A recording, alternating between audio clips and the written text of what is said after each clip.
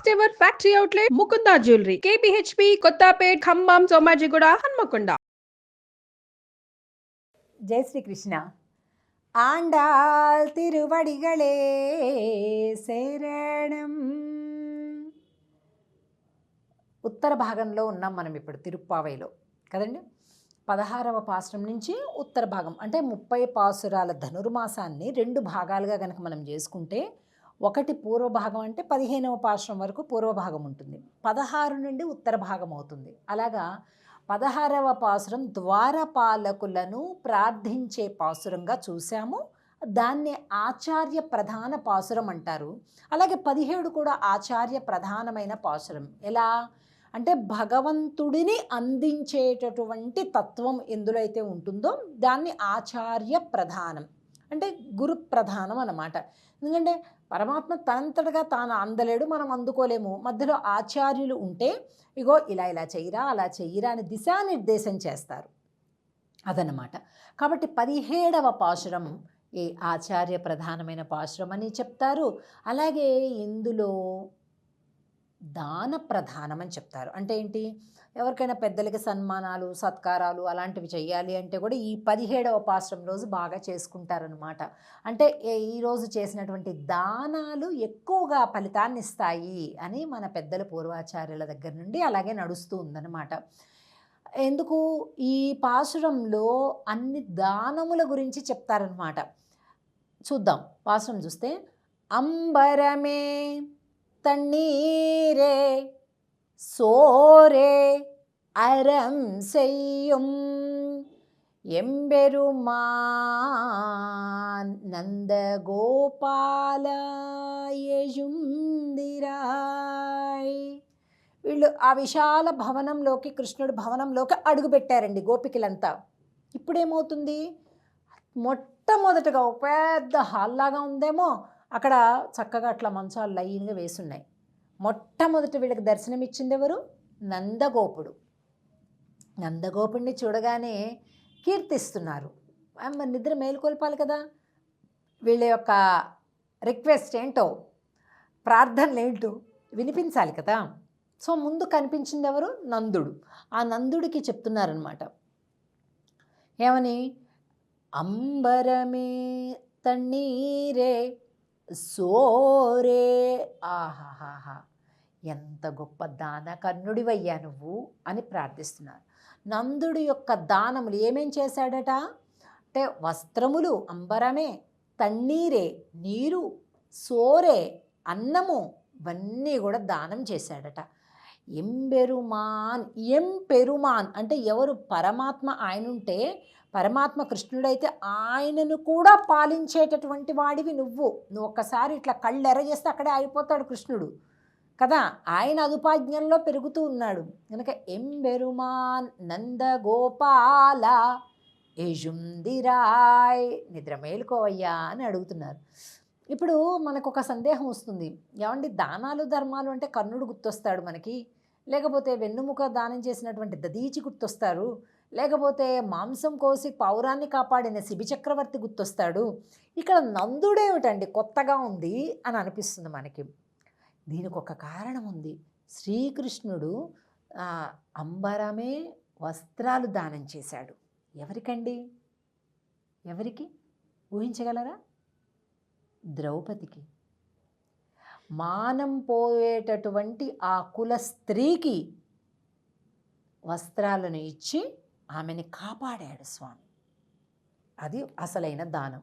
ఊరికే నేను దానం చేశాను కాబట్టి నాకు దానం చేసిన ఫలితం రావాలి కాబట్టి అని ఇవ్వటం కాదు దానం. వాడికి ఏది అవసరమో అది ఇవ్వాలి, అంతేగాని ఏదైతే పనికిరాదో, ఏదైతే మనకి వద్దో అలాంటి వాటిని మనం ఎదుటోడికి ఇచ్చేసి మనం పెద్ద దానవీర సూర్యకర్ణుడు అనుకొని ఫ్లెక్సీలు పెట్టుకొని బోర్డులు పెట్టుకొని లేకపోతే ఇంకెక్కడో, అవి దానాలు కాదండి.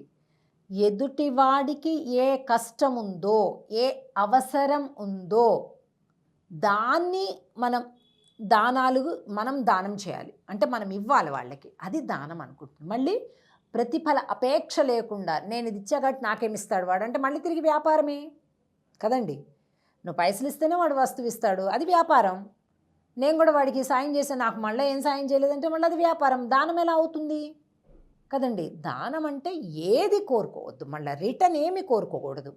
వాడికి అవసరం ఉంది, మనం ప్రయత్నించి ఇవ్వగలం, అంతే ఇచ్చి.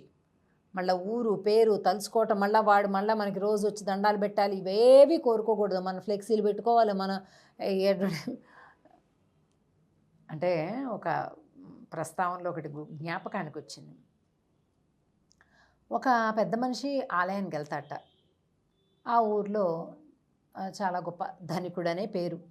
ఆయన రోజు కూడా ఆ ఆలయానికి వెళ్ళి కూర్చొని వస్తుంటాడు, కాసేపు ప్రార్థన చేసుకొని వస్తుంటాడు. వెళ్ళగానే అక్కడ ఫ్యాను ఎవరైతే వేస్తారో అది కట్టేయండి అని చెప్తుంటాడు. ఎప్పుడు చూసినా ఎవరు వేసినా కూడా అది కట్టేయండి అంటుంటాడు. ఈయనకేమైనా చలి అవుతుందేమో అనుకుంటారు. కొన్ని రోజులుగా గమనిస్తూ ఉంటాడు ఒక అతను. ఏమండి, అదరికంటే సరే చలికాలం కాబట్టి మీకు ఫ్యాన్ వద్దేమో అనుకున్నాము, ఇప్పుడు ఎండాకాలం బాగా చెమట వస్తుంది, ఇబ్బంది పడుతున్నాము, మీరు ఎందుకు ఫ్యాన్ వేస్తుంటే వద్దని చెప్తారు, కట్టేయండి అంటారు, అందరికి ఇబ్బంది అవుతుంది కదండి అని అన్నాడు. బాబు, ఆ ఫ్యాన్ని దానం చేసింది గుడికి నేనే అన్నా అంట. అరే చాలా గొప్ప అండి, మా ఫ్యాన్ దానం చేశారు మీరు అంటే, సంతోషం అండి అంటే, అందుకే వద్దంటున్నా. అరే అదేంటండి, మీరు ఇచ్చింది అందరూ వాడుకుంటుంటే కదా సంతోషం, ఎందుకు వద్దంటున్నారు అన్నట్ట. అయ్యా, మీరు వాడుకుంటే నాకేం పర్వాలేదు, నేనేం కరెంటు బిల్లు కట్టడం లేదు, కానీ ఆ ఫ్యాన్ మీద నా పేరు, నా భార్య పేరు, నా కొడుకు పేరు, 3 రెక్కలకి 3 పేర్లు రాశాం. ఫ్యాన్ వేస్తే అది తిరుగుతుంటే ఎలా కనిపిస్తాయి ఆ పేర్లు? మా పేర్లు తెలియాలి కదా మేము దానం చేసినట్లుగా, అందుకని నువ్వు ఫ్యాన్ వేయకు అన్నట్ట. ఏంటండి ఇది? ఇక ఆశ్చర్యపోవటం ఆ మనిషి వంతైందనమాట. అంటే దానాల్లో ఇలాంటి రకాల దానాలు కూడా ఉంటాయి. ఫ్యాన్ రెక్కల మీద పేర్లు, ఫోటో ఇస్తే ఆ ఫోటో ఫ్రేమ్ మీద పేర్లు, నడుస్తుంటే బండల మీద పేర్లు. ఏమన్నా పెద్ద ఒక ఆలయం కట్టించేసి శిలలు ఇచ్చేసేసి అంత పెద్ద ఆలయాలు నిర్మాణం చేసిన రాజులు కూడా ఓ పక్కన ఒక నడిచే తోవలో ఒక బండ మీద రాయించుకుంటారు, లేకపోతే ఓ పక్కన ఉండే ప్రహరీ గోడ మీద రాయించుకుంటారు. మనం అట్లా కాదు, దేవుడి మీదనే చెక్కిచ్చేస్తాం. మనం ఆ దేవుడు కనిపించినప్పుడు వెంటనే మన పేరు కూడా కనిపించాలి అక్కడ. అరే అంత పుణ్యం వచ్చేది పాపం వచ్చేదంతా కూడా మన బుద్ధుల్ని బట్టి, మనం చేసేటటువంటి పనులను బట్టి ఉంటుంది. దేవుడు కాళ్ళ కిందనే, దేవుడి కంటే హైలైట్గా మన పేరు ఉండాలి అని ఫోకస్ పెడితే దానఫలం ఎక్కడి నుంచి వస్తుందండి అసలు? అంటే ముందు అసలు భావనా శుద్ధి జరగాలి మనకి. అంటే కుత్సితమైనటువంటి ఆలోచనలతోటి మనం ఎన్ని పాపపు ఆలోచనలైనా చేయొచ్చు, ఎన్ని పాప పనులైనా చేయొచ్చు, ఎంతమందినైనా క్షోభ పెట్టచ్చు, ఎంత అన్యాయమైనా చేయొచ్చు, కానీ మన పేరు అక్కడ పెద్ద అక్షరాలతో ఉంటే అన్నీ పోతాయి. ఇది పోదు, అలా కాదు అన్నమాట. కనుక ఈ పాశురంలో నందుడి యొక్క దానగుణాన్ని చెప్తూ ఆ తర్వాత యశోదయ మంత్రస్థానం, యశోదమ్మ వారి దర్శనం చేసుకొని ఆ తర్వాత చూస్తే బలరాముడు చిన్న పాదం కనిపిస్తుంది, ఆయన కాలికి బంగారపు కడియం వేశారండి. ఏమిటయ్యా బంగారపు కడియము అంటే, ఆయన అడుగు పెట్టాకే కృష్ణుడు ఈ నందవ్రజంలోకి వచ్చాడు, గోల్డెన్ లెగ్ అని చెప్పి అందరూ కలిపి సన్మానం చేసి ఆయనకి ఒక బంగారు కడియం వేసేసారట. ఆ దుప్పట్లోంచి ఆ బలరాముడు పాదం కనిపిస్తుంది అనమాట. ఆయనని ప్రార్థించి ఆ తర్వాత కృష్ణుడున్నాడు, ఆయన్ని ప్రార్థించారనమాట. ఇలాగా నలుగురిని ప్రార్థించటము, ప్రశంసించటము ఈ పాసురంలో మనకు కనిపిస్తుంది. ఇక రేపటి రోజు విశేషమైనటువంటి పాసురం. ఆ పాసురం వల్లనే భగవద్ రామానుజుల వారికి తిరుప్పావై జీయర్ అనే పేరు కూడా వచ్చిందనమాట. అదేంటో రేపటి రోజు అమ్మవారి ప్రార్థన చూద్దాం. జై శ్రీకృష్ణ.